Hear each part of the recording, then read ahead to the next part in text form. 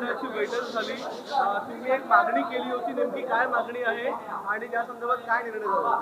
गेली अनेक वर्ष ज्यांच्या सोबत मला काम करण्याची संधी उपलब्ध झाली होती आणि राज्याचे लोकप्रिय उपमुख्यमंत्री म्हणून गेली अनेक वर्ष ज्यांनी कामकाज बघितलं ते आदरणीय अजितदादा पवार यांचं दुःखद निधन झालं. कालच त्यांचा 13वा हा झालेला होता आणि आज मंत्रिमंडळाच्या बैठकीमध्ये आमच्या सुरेंद्रताई बहिणी यांनी कार्यभार सुद्धा स्वीकारला.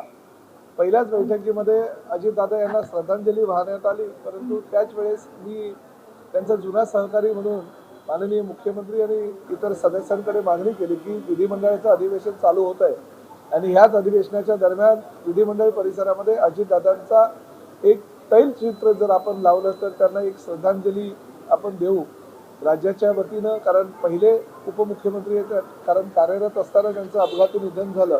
त्यामुळे एक जी भावना माझी होती ती मी व्यक्त केली आणि ताबडतोब मंत्रिमंडळानं आणि प्रामुख्याने माननीय मुख्यमंत्री आणि उपमुख्यमंत्र्यांनी ही मागणी मान्य केली. सर, हिंदी में जाना चाहेंगे जो ऑयल रेट लगाने के लिए आज ठाकरेंनी आरएसएसवरती टीका करत सांगितलंय की आमच्या बेटीपोटी कार्यक्रमांना व्हीव्हीआयपी येत नाही तर भाजपच्या बेटीपोटी येतात. कसं होतंय? बघा, आता विरोधकांना आरोप हे करायचेच असतात आणि आरोप करत असताना कुठेतरी काहीतरी एखादं उदाहरण शोधून काढायचं हा त्यांचा नित्यनेमानं कार्यक्रमच असतो. संजय राऊत रोज संध्याकाळी आपला भोंगा वाजवत असतात आणि त्यामुळे RSSचं एक चांगलं अधिवेशन होतं. अनेक चित्रपटाचे कलाकार त्याचबरोबर अनेक सेलिब्रिटी त्या ठिकाणी उपस्थित होते, अनेक राजकीय पक्षाचे नेते त्या ठिकाणी उपस्थित होते आणि त्या कार्यक्रमाला किंवा त्या जर 2 दिवसाच्या शिबिराला थोड्या वेळासाठी जर सलमान खान किंवा अदनान सामी सारखे जर कलावंत उपस्थित राहत असेल तर चांगली गोष्ट आहे. काय वाईट काय त्या गोष्टीला?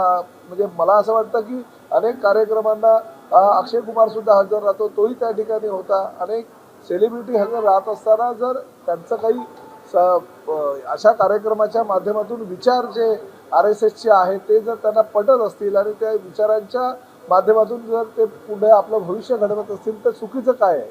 त्यांनी काही कार्यक्रम आयोजित करावे, राज ठाकरे यांनी कार्यक्रम आयोजित करावे किंवा संजय राऊत यांनी कार्यक्रम आयोजित करावे.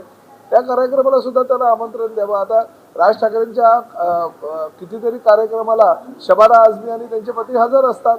याच दिवाळीच्या कार्यक्रमाला शबाना आझमी आणि त्यांचे पती हजर होते. संजय राऊतांच्या मुलीच्या लग्नाला अनेक सेलिब्रिटी आले होते. म्हणून काय कार्यक्रमाला कोणी जाऊ नये आणि त्यांच्यावर असा सेलिब्रिटींवर आरोप करणे मला असं वाटतं प्रसिद्धीसाठी केलेला हा एक प्रयत्न.